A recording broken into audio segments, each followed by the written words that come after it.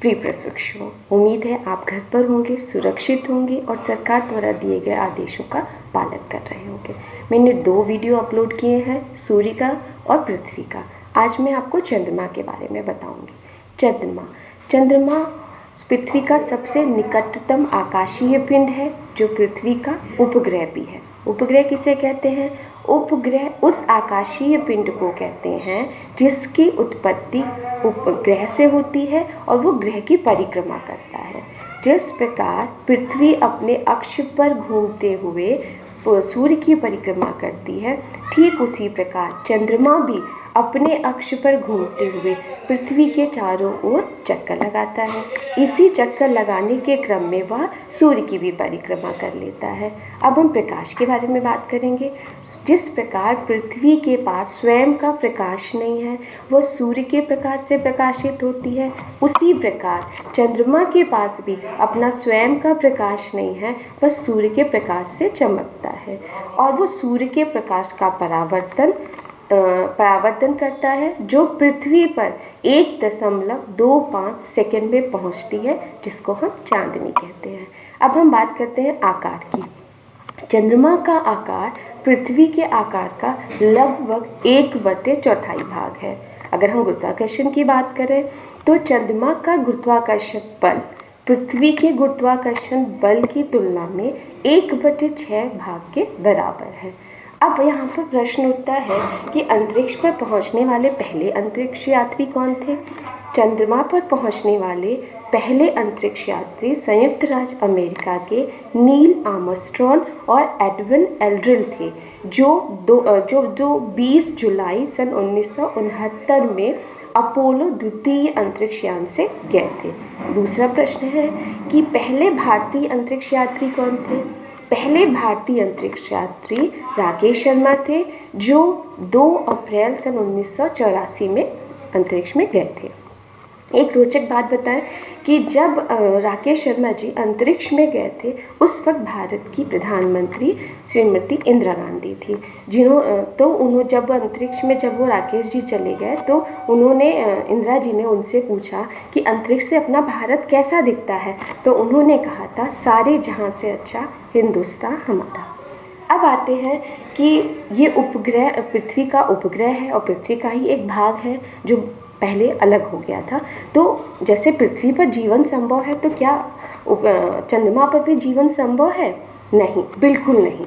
क्यों? क्योंकि इसकी यहाँ पर जीवन संबंधी परिस्थितियाँ नहीं हैं। यहाँ न जल है, न वायु है, जिसके बिना जीवन की हम संभावना भी नहीं कर सकते। एक बात और, आपने पूर्णिमा का चांद देखा होगा, खूब बड़ा सा चांद है, जिसके ऊपर जब हम उस चांद को देखते हैं, उस पर कुछ धब्बे दिखाई देते हैं। वो धब्बे क्यों दिखाई देते हैं? वो धब्बे हमको इसलिए दिखाई देते हैं कि इस चंद्रमा की सतह पर बहुत बड़े बड़े पहाड़ हैं और गड्ढे हैं। जब चंद्रमा सूर्य से प्रकाश लेता है और पृथ्वी पर परावर्तित करता है, तो वो गड्ढे और पहाड़ों की छाया हमें पृथ्वी से दिखती है, जो हमें छाया एक धब्बे के आकार में धब्बे के रूप में पृथ्वी से दिखाई देती है। अब आता है कि पृथ्वी अपनी परिक्रमा कितने समय चंद्रमा अपनी परिक्रमा पृथ्वी करने में कितना समय लेती है? चंद्रमा अपनी पृथ्वी की परिक्रमा करने में लगभग 28 दिन लगाता है, अर्थात 27 दिन 7 घंटे 43 मिनट में ये परिक्रमा पूरी करता है। दूसरी बात, क्या कारण है कि पृथ्वी से चंद्रमा का केवल एक ही भाग सदैव दिखाई देता है?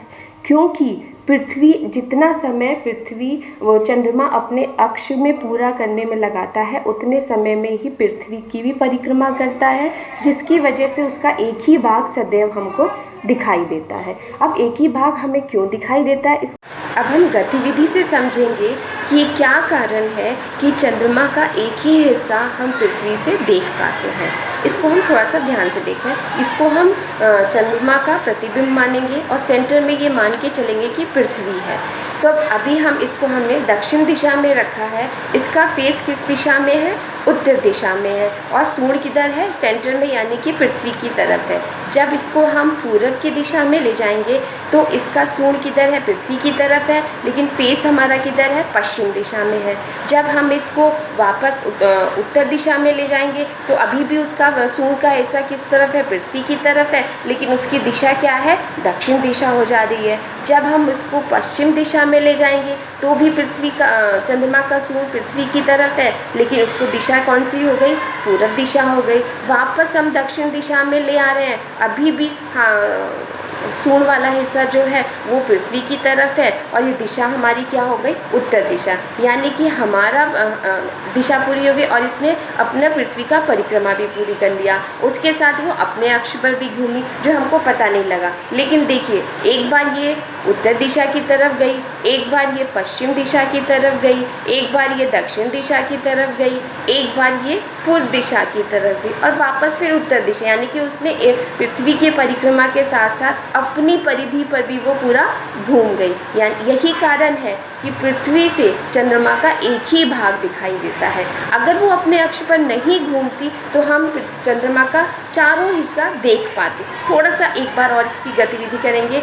जैसे मान लीजिए ये दक्षिण दिशा में चंद्रमा है और फेस हमारा किधर है, पूरब की तरफ है, उत्तर की तरफ है। जब ये अभी अपने परिधि पर नहीं घूम रही है, अपने अक्ष पर नहीं घूम रही है, अब वो एज इट इज़ है, केवल वो पृथ्वी की परिक्रमा करेगी। ध्यान देने की बात, पृथ्वी सेंटर पे है, अब वो पूर्व दिशा में जा रही है, तो अब हमें सूर्य का हिस्सा हमें उधर गया और ये साइड वाला हिस्सा पृथ्वी की तरफ आया। अब जब वो उत्तर दिशा में गई तो अब उसके पीछे वाला हिस्सा पृथ्वी की तरफ आया। जब हम इसको पश्चिम दिशा की तरफ ले जाएंगे तब इसकी इस साइड वाला हिस्सा पृथ्वी की तरफ आएगा और जब हम इस दिशा में जाएंगे, दक्षिण दिशा में आएंगे, उसका सामने वाला फेस हमारा पृथ्वी की, यानी कि हमने पृथ्वी से दक्षिण दिशा में ये इस भाग को देखा, पूर्व दिशा में इस भाग को देखा, दक्षिण दिशा उत्तर दिशा में गए तो हमने पृथ्वी के इस भाग को देखा, पश्चिम दिशा में गए तो हम पृथ्वी के इस भाग को देखे और जब वापस दक्षिण दिशा में आ गए तो पृथ्वी के हमने इस भाग को देखे। तो अब ये आपको क्लियर हुआ कि पृथ्वी जब अपने अक्ष पर घूमती है तभी हम जब चंद्रमा अपने अक्ष पर घूमता है तभी हम चंद्रमा का केवल एक ही हिस्सा देख पाते हैं। अगर ये अपने अक्ष पर नहीं घूमता तो हम इसका चारों भाग पृथ्वी से देख सकते थे। चलो अब हम अगले वीडियो में आपको बेटा चंद्रमा की कलाएं पढ़ाएंगे।